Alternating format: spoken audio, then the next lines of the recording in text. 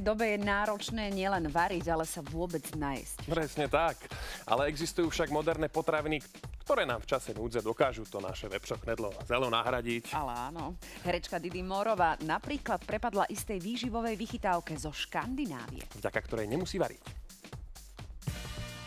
Blond vlasy, široké úsmevy a krásne telá. Dajme ruku na srdce, dámy, a priznajme si, že pri škandinávskych typoch mužov sa aj nám trasú kolená. Lebo tam sú najkrajší chlapi, najvyššia životná úroveň a nie je to len tak. Nielen muži, ale aj životný štýl Dianu uchvátili. Moderná strava práve z týchto končín dopomáha hviezde paneláku udržiavať si postavu. Ja si myslím, že to je dobré, že to k nám prišlo, pretože je to zdravé.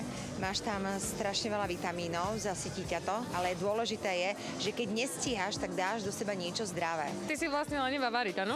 Počkaj, ne, na to nemám čas. Je iba k Vidovi večeru, našťastie chodí do školy. Cez víkendy maminka varí, moja. No a ja, vieš, rýchlo, alebo v Jojke, alebo ja neviem, v divadle sa najem. No a keď nemôžem, tak si to zoberiem so sebou, poviem ti úprimne. Vysmážaným rezňom vo fast foodoch je podľa jej slov koniec. Zdravá strava s nízkym obsahom tukov je pre ňu od istej doby veľmi dôležitá a oveľa príjemnejšie sa cíti aj v napasovaných nohaviciach. Určite áno, ja keď som začala cvičiť a jem zdravo, tak v tých veciach sa cítim dobre. Vidím, že sa baby otáčajú, jem chlapi.